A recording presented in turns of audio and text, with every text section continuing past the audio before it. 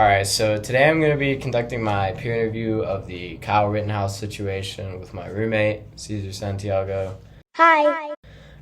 So I'm I'm just going to start off with this question, Cesar. It's just to set the background. Are you familiar with the Kyle Rittenhouse situation? Yeah. All right, so before we get started in depth on the whole Kyle Rittenhouse situation, I'm going to ask you, where do you generally get your news from? Do you use online news sources? Yeah. Do you read traditional newspapers or do you use social media? I get most of my information from the internet. The Washington Post, it sends you notifications on your iPhone all the time. Right, so you say you use more of an online format rather than traditional newspapers? Yeah. Okay, yeah, that's kind of where I get my news from too. So going into the whole Kyle Rittenhouse situation, we've talked about it. You're obviously familiar with, what happened. So do you feel like Rittenhouse was in the wrong place at the wrong time and what he did was not justified? Yeah, I don't really think he had any business being there. He crossed the state line with an illegal gun. He claimed he was going there to be a medic and stuff. He has no experience in any of that, so I don't really think he had a reason to be there. Yeah, for sure. So talking about media coverage of the event, do you think there was slight bias in the media coverage of this event? And what I'm trying to say with that is do you think that the way that this event was covered, it was made a left and right issue? Completely. I think a lot of the people were blinded by left and right issues instead of the fact that this is either self-defense or murder kind of thing. Yeah, so generally thinking of media coverage, you thought that they could have done a better job in just bringing the facts to the table rather than trying to divide. Yeah. Yeah, for sure. So with the verdict now being passed, do you think that some people are going to view our justice system differently with the way the whole trial played out? Completely. I think that their verdict was really important in setting the path for us, and a big problem with it is I think they are encouraging vigilantes now and people taking the law into their own hands, and that's just not how our justice system should be. Mm-hmm. So speaking more on the trial, do you think that the trial was unfair and biased? Because I know a lot of I was reading a lot of news sources that say excuse me, that the judge was he seemed kind of friendly with Kyle, they were friends or something. But overall, do you think the trial was covered fairly, or do you think that there was definitely some things that could have been done better? I think they brought up a lot of topics that maybe had no place in the courtroom. Right. So speaking of topics that don't belong in the courtroom, we're going to go ahead and move on to our next question here. So a lot of people were saying that the prosecution for this case was pretty weak and that they were reaching for points.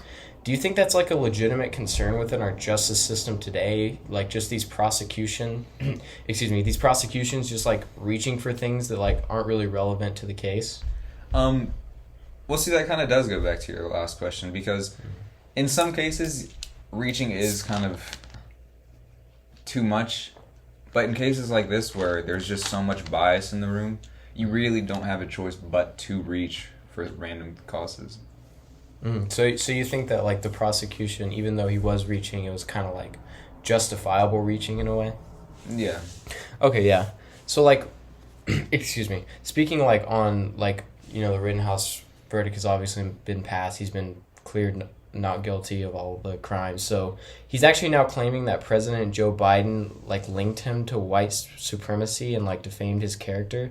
Do you think he has a legitimate concern against the media for defamating his character, or do you think he's reaching pretty hard there?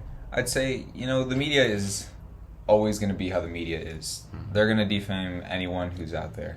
The president, however, does have to hold some kind of professional aspect of this, and he shouldn't have really taken a biased standpoint towards this, especially before a verdict was even reached. Mm-hmm. Yeah, and speaking on that, now that the verdict has passed, Biden has said that we have to respect the decision. Do you find that hypocritical, or do you think maybe he's trying to save face by saying that? I mean, what's your thought on that?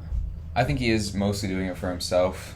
After saying that comment and then just going oh, sorry, respect this.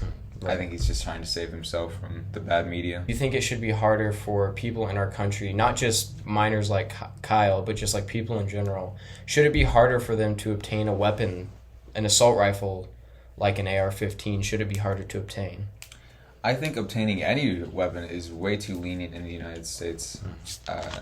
I'm pretty sure like getting a shotgun is really easy to do as long as you have a hunter's permit and things like that. I think there should be more rules on it, full background checks, health checks. It needs to be a lot more serious than it's treated. Mm-hmm.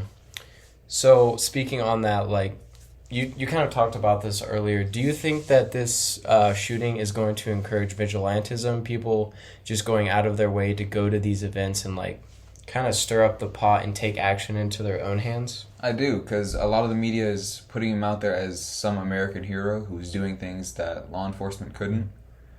And I think a lot of people are going to think that they should do that, and they're not going to get in trouble for it. Mm-hmm. So, like, especially, like, right-wing groups are saying that Kyle is definitely an American hero, and I know there was a lot of right-wing figures that were like, oh, we'll pay for this, we'll send Kyle this much money. Do you think that they're kind of, like, doing that to stay relevant, or, like, why do you think all these right-wing figures are supporting Kyle so heavily in this case? I see it a lot of it as spite towards the left wing. I don't really see it as they're supporting murder, but they're more on the lines of they would rather support it than go against the right wing. Mm-hmm. So, like, final question here for you. Like, the overall event, do you think that the media coverage played a factor into how this event was portrayed across the United States? Completely. I think social media has a really easy way to spread misinformation. You just go on there and you see so many different posts about what happened, and a lot of them are wrong. No one really has the right information. So, yeah, especially on like news outlets such as Facebook, that the older generation, as much as they don't like to admit it, they're not like the most well versed with technology, and so they'll see something on Facebook and see it like as an absolute truth, but in reality, a lot of misinformation can be spread on Facebook.